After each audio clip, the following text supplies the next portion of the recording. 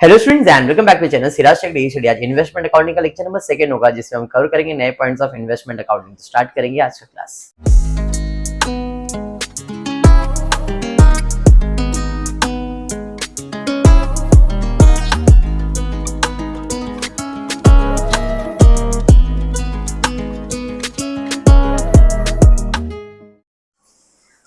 चलिए, in the previous lecture investment accounting हमने start किया था।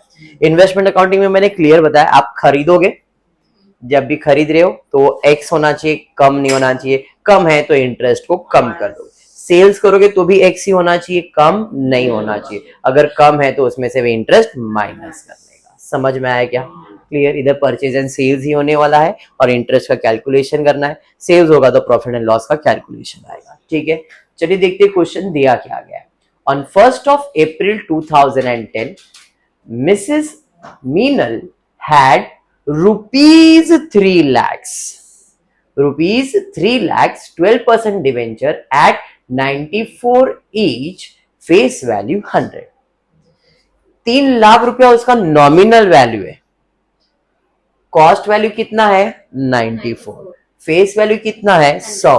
तो अगर फेस वैल्यू 100 है तो मेरे पास कितने डिबेंचर्स है? 3000 डिबेंचर्स है। बात समझ में आया? ये सब अभी इंपॉर्टेंट नहीं, सबसे पहला ईयर एंड ढूंढो क्या दिया है।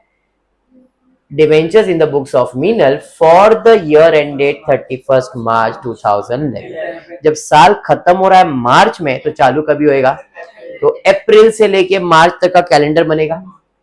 अप्रैल, मई, जून, जुलाई, अगस्त, सितंबर, अक्टूबर, नवंबर, दिसंबर, जैन, फेब, मार्च। कैलेंडर बना दिया। समझ में आया? इसके बाद हम ढूंढेंगे इंटरेस्ट का डेट। जब भी इन्वेस्टमेंट का सम सॉल्व करोगे, सबसे पहला ईयर एंड ढूंढो, ईयर एंड से कैलेंडर बनाओ और अब इंटरेस्ट का date. Interest is payable half yearly on 30th June and 31st December. 30 जून भाई, 30 जून यहां पे आएगा, जुलाई के ऊपर या जून के नीचे जो भी है, एंड 31st दिसंबर। क्या इधर साल के स्टार्ट में मिला है क्या इंटरेस्ट? नहीं। अगर साल के स्टार्ट में होता तो साल के एंड में भी बना देते, जैसे पहला सम था, बट इधर है क्या? नहीं। तो इधर लास्ट इंटरेस्ट इस साल में दिसंबर में मिलेगा, उसके बाद मिलेगा क्या? नहीं। तो कितने मंथ्स नीचे बच गए? ये 3 मंथ अप्रैल के ऊपर लिख दो। क्या रूल कहता है? रूल कहता है अगर ईयर के स्टार्ट में इंटरेस्ट नहीं है तो हम लास्ट इंटरेस्ट कब मिला है वो देखेंगे। जब भी मिला तो उसके नीचे जितने भी मंथ्स है वो सब हमारे साल के स्टार्ट में भी आ जाएगा। अगर इधर फेब में रहता तो एक ही मंथ रहता, तो वो एक मंथ भी ऊपर आता। ठीक है? हाँ, समझा? और उसके ऊपर एक दीवार बना दो। क्यों? क्योंकि इसके ऊपर ही दीवार था ना। अंडरस्टूड? ट्विस्ट समझा क्या है? नीचे वाले को कुछ नहीं करने की जरूरत है। डन है यहां तक? पक्का समझा? 100% समझा? चलिए डन। अब प्लॉटिंग जैसा बोला वैसे ही करते जाएंगे। 3 कॉलम हम लोग बनाते हैं। 2010-11 का calendar. 3 column, nominal value, interest and cost. 1 अप्रैल को मीनल के पास 3,12% डिबेंचर 100 रुपए वाला था। हैड मतलब उसने कुछ खरीदा नहीं है, पहले से है, और पहले से मतलब वो बैलेंस है। कौन से तारीख को? 1 अप्रैल 2010 को। तो 1 अप्रैल 2010 बैलेंस है मेरे पास। कितना बैलेंस है भाई? तो मेरे पास 3000 डिबेंचर्स, एक का वैल्यू 100। 3000 डिबेंचर, एक का वैल्यू 100, तो नॉमिनल वैल्यू 3 लाख हो गया ना। बट क्या वो 3 लाख में है क्या? नहीं। उसका कॉस्ट कितना है? 94। तो 3000 इंटू 94 करो, कितना आ रहा है? 2,82,000। कुछ नहीं बोला है तो बाय डिफॉल्ट वो क्या है? एक्स। कुछ नहीं बोला है तो बाय डिफॉल्ट वो क्या है? एक्स। आगे, इंटरेस्ट इज पेबल। अच्छा ठीक है। 31 दिसंबर, 30 जून एवरी ईयर ऑन 1 सितंबर 2010। 1 सितंबर 2010 क्या किया भाई? 1 सितंबर 2010 को सेल्स किया है। कितना सेल्स किया है? ₹90,000। ₹90,000 का मतलब है 900 डिबेंचर्स बेचा, तो 900 डिबेंचर्स बेचा जिसका फेस वैल्यू 100 है। कितने में बेचा भाई? 95 कम इंटरेस्ट। तो 900 इंटू 95, 85,500 कम इंटरेस्ट। बराबर है।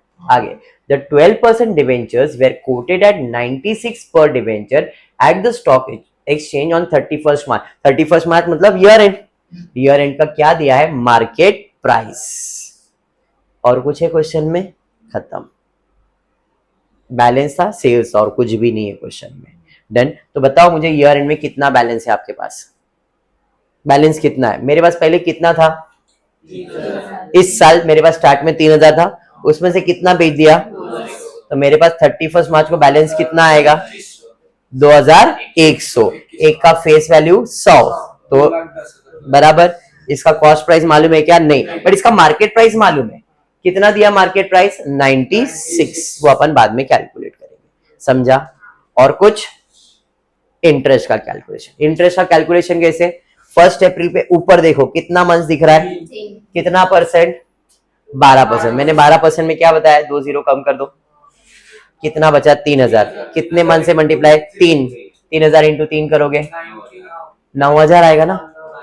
अरे हाँ, फी तारीख तारीख तारीख दीवार आ रहा है। इस दीवार का मतलब क्या है, बैलेंस। कितना बैलेंस है, 3000 ये। तो 3000 पे कितने मंथ्स का इंटरेस्ट, 1 2 3 4 5 6 महीना। तो 3 लाख के ऊपर, 3 लाख के ऊपर 12% 6 महीने के, मतलब 3000 इंटू 6 करो 18000। अरे बराबर ना। फिर आगे बढ़ेंगे, सेल्स आ गया, कितने का सेल्स आया, 90000। कभी आया, 1 सितंबर। 1 और 2 क्योंकि ऊपर दीवार आ गया, तो 90000 पे 12% कितने मंथ्स के लिए, तो 900 इंटू 2 करोगे 1800, बराबर ना। फिर आगे बढ़ रहा, दीवार आ गया। इस दीवार में कितना बैलेंस है, पहले 3000 था, इधर तक 3000 था, फिर इसमें से 900 चला गया, तो इस तारीख को बैलेंस 2100। एक का वैल्यू 100, तो 2,10,000। तो 2,10,000 के ऊपर कितने मंथ्स का ब्याज, 1 2 3 4 5 6, बराबर है। तो 2,10,000 के बाद 6 12,600 आएगा। फिर आगे बढ़ेंगे, आगे बढ़ेंगे, मार्च आ गया। तो मार्च में कितना बैलेंस है, सेम 2,10,000 ये। इस पे कितने मंथ्स का ब्याज आएगा, 3 मंथ्स का। तो देखो 3 मंथ्स के लिए कितना आ रहा है, 6,300। परफेक्ट है, समझा ये, पक्का समझा। अरे हाँ पक्का। अब खाली क्या मिसिंग है, कॉस्ट। कॉस्ट के लिए नॉमिनल वैल्यू और कॉस्ट वैल्यू, बराबर है। नॉमिनल वैल्यू, भाई पहला नॉमिनल वैल्यू कितना था, 3 लाख। उसका कॉस्ट कितना था, 2,82,000। उसके बाद बेचने गए, तो यही बेचने गए, इसमें से कितना बेचने का अपने को, 90,000। कॉस्ट कितना पता नहीं, क्या करोगे, क्रॉस मल्टीप्लाई। 3 लाख के लिए 2,82,000 है, तो 90,000 के लिए कितना, क्रॉस मल्टीप्लाई करो, कितना आ रहा है देखो।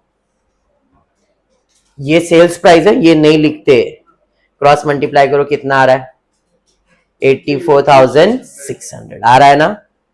अरे कैलकुलेट किया, कैलकुलेट करो और बोलो मेरे को, 600। तो आपने 3 लाख में से 90,000 बेच दिया, बचा कितना, 2,10,000।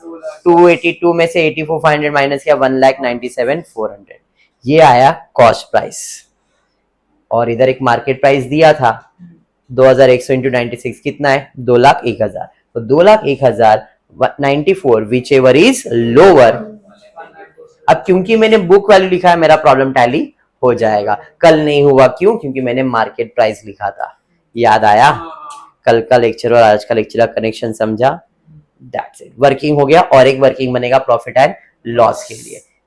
कॉस्ट कितना है, 84,600। 84,600 बेचा कितने में, 85,500 कम इंटरेस्ट है, तो इसमें से 1,800 इंटरेस्ट कम कर देंगे, 83,700। समझ में आया। 84 का सामान है, 83 में बेच रहे हो, मतलब मुझे लॉस हो रहा है 900 रुपए का। समझा, पूरा वर्किंग कंप्लीट। अभी लेजर बनेगा, 12% डिबेंचर मिनल के बुक में, कॉलम तो सेम ही है। परचेस करोगे तो टू कैश, बेचोगे तो बाय कैश। समझ में आया क्या। जब भी सेल्स करेंगे 2 एंट्री है, sales profit and loss, sales profit and loss, sales profit and loss, बराबर।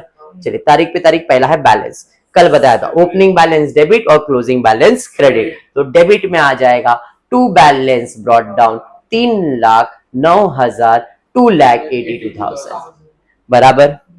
तारीख पे तारीख, तारीख पे तारीख, सीधा सीधा ब्याज आ गया, ब्याज आ गया ना, इंटरेस्ट की तारीख आ गई ना। तो ये तो मेरे लिए इनकम है, इनकम है तो इन्वेस्टमेंट अकाउंट क्या हो जाएगा, क्रेडिट, क्रेडिट हो जाएगा। बाय कैश और बैंक, इंटरेस्ट के कॉलम में 18,000।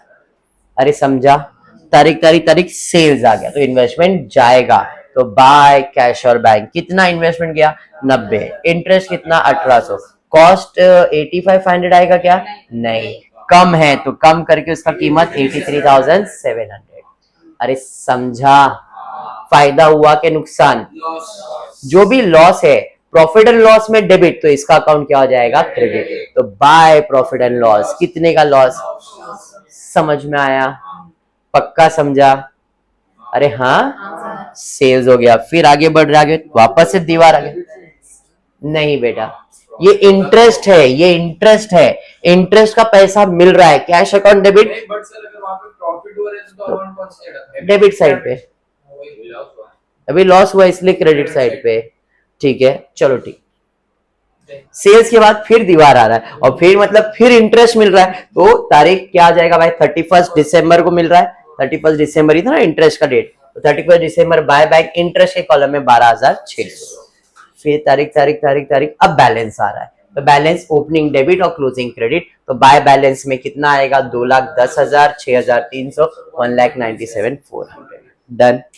क्लोजिंग करेंगे और कुछ तो है नहीं, तो टोटल ले लेते 3,00,000, 3,00,000 देखो हो गया टैली, 2,90,000 प्लस, सॉरी 1,10,000 प्लस 90, 3,00,000, इधर भी 3,00,000, कॉस्ट भी टैली होगा 2,82,000, उधर भी देख लो टोटल 2,82,000 आएगा।